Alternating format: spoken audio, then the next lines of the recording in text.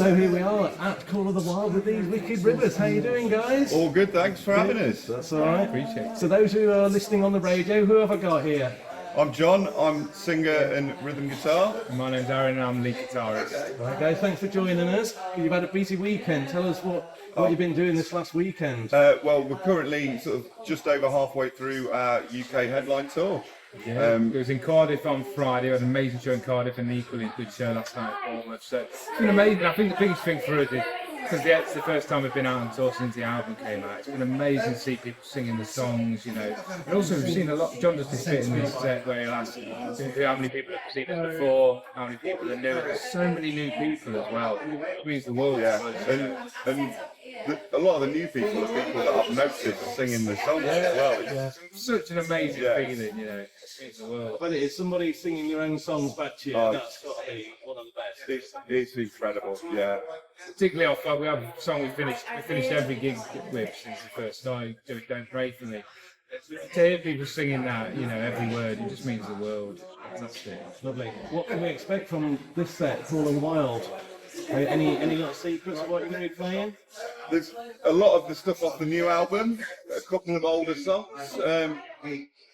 Kind of took the tour set list, because obviously we're not playing as long as we would on the headline, so kind of pulled that down and took the best bits from it, trying to practice it a little bit. So, Yeah, it's good variation, up-tempo rockers, and somber mode. We always like to look at a set and try and give as many dynamics as we can. You know, try and have highs and lows and a few ballads in there. So we tried to obviously do that with this show. We look forward to it. Can't wait. I'm looking forward to it for sure. Talking about your set, and there's something I wanted to ask you ever since I first saw you, and there were the lampshades coming out on set. I've heard it described as grandmother's living room. How did that come about? We stole some lamps from his grandma's living room. That was legit. The poor cow sat in the dark for about 2 years until we got our own. I think I was just chatting about it in another interview. I think for us, we'd take a lot of inspiration from the 60s and 70s bands, where it was more like theatre.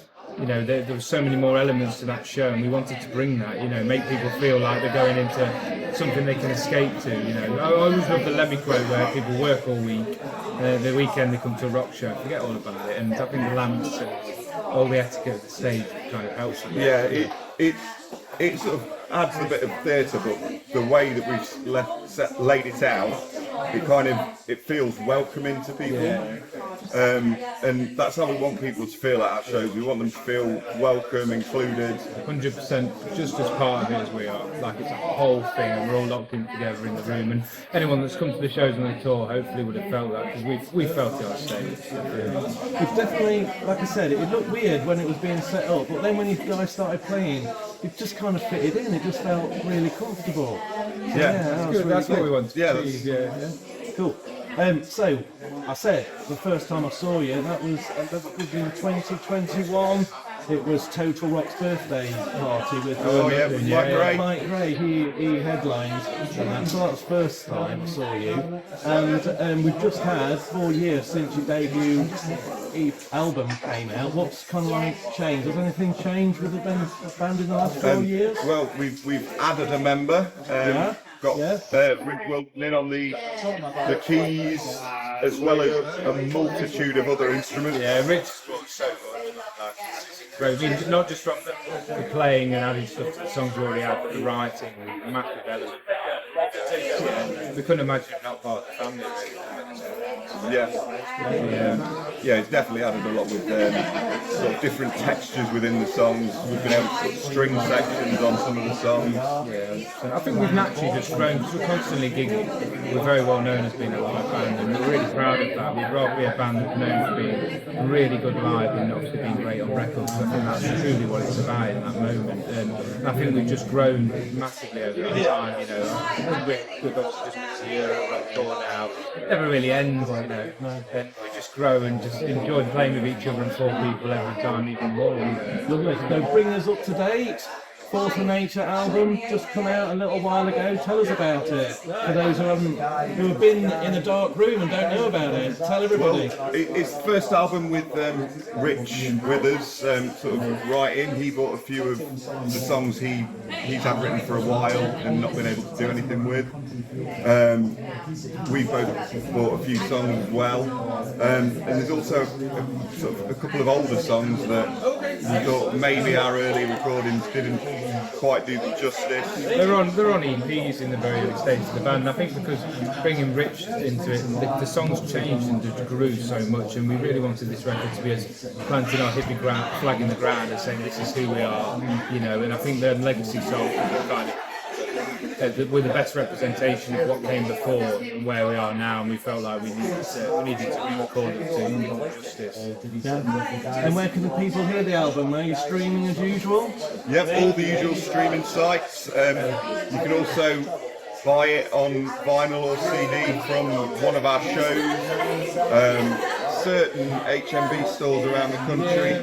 Who did I see? Was it you? One of you guys in HMV right next to it going, yeah, that would have been me, yeah. We did a load of in-store acoustic shows at signings and release week, and it was amazing just to see people come out, you know, particularly during the week, and we opened all up and down the country, up in Birmingham, Derby, and Norwich. Yeah, it was fantastic. Cool. Also from our website as well, thesewickedrivers.com. Thesewickedrivers.com. So if anybody hasn't got it, 'cause I've seen, might have to get it. Don't tell my wife who's behind the camera, but might have to. Saw a nice red vinyl. Oh, it's You've got beautiful, it looks yeah. beautiful. It does. Merlot. Yeah, get the Merlot. Have you guys got a favourite track off the album? I think I don't know about a favourite one from the album. There's a couple that I enjoy more when we play live. And, Yeah, same relation. Just to be a man, I love playing that song live. Absolutely love it. I love Lord Knows. Again, I think because we're such a live band, we have that connection to it. I love playing it. It's just particularly on this last run we've done. I always enjoy it. It's normally in the middle of the set and it just gives all of us a lift. Yeah, I think And you've just, as you mentioned, just toured Europe on the Force of Nature tour. How did that go? Absolutely mind-blowing. We had the best time. Sort of all of us in a van, going around Europe, loads of places we've never seen before. great crowds. We had a couple of sold out shows, you know. And the promoter who booked the tour for us said that normally these venues don't take bands that haven't been over before, but they're really keen to give us the opportunity. And we had really good crowds actually. I mean, a lot of people said, "Oh, you're looking forward to it before," and I said, "I'll be honest, I'm going away and playing rock and roll with some of my best mates, you know, and it couldn't be better. You know, that's what it's about, isn't it? It's the rebellion. It's the rebellion." That is excellent. And you just keep busy, don't you? Done Europe, now you're on the Peace, Love and Landscapes tour in the UK, which Call of the Wild Festival is one of the shows. Where do you go after today, Call of the Wild? Well, we've got a couple more festivals booked in. We've got LoveRocks, we've got Maid of Stone. Yeah, I'm really looking forward to Maid of Stone.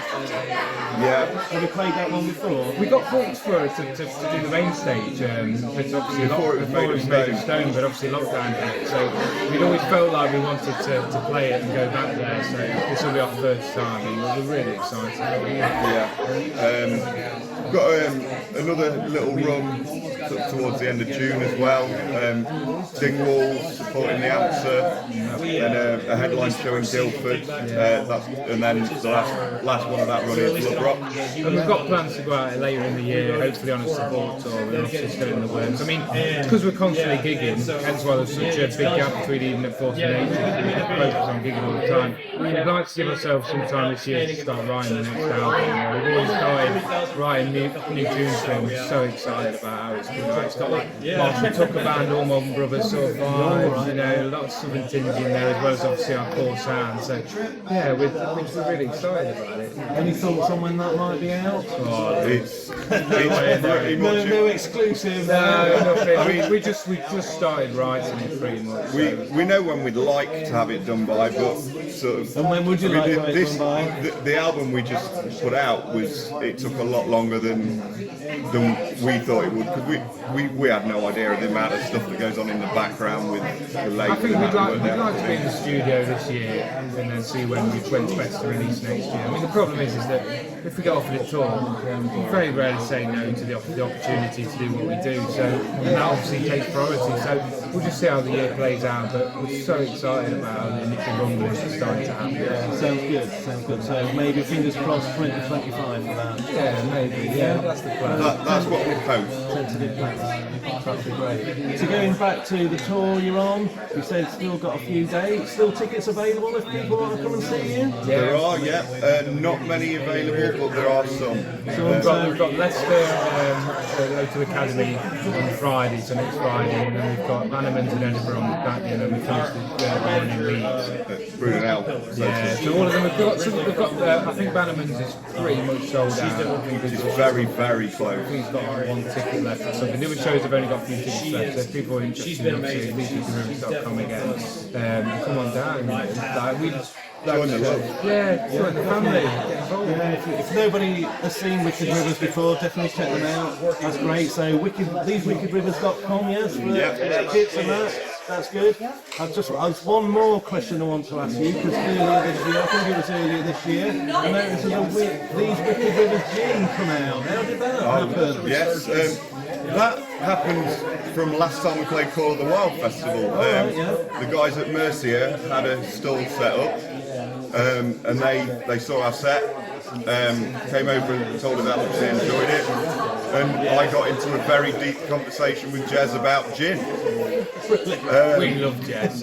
He's a terrible influence. He is a terrible influence. Oh, he's a nightmare. He's going to be a nightmare later on after we play it all. That's right, yeah. I can't wait for it though.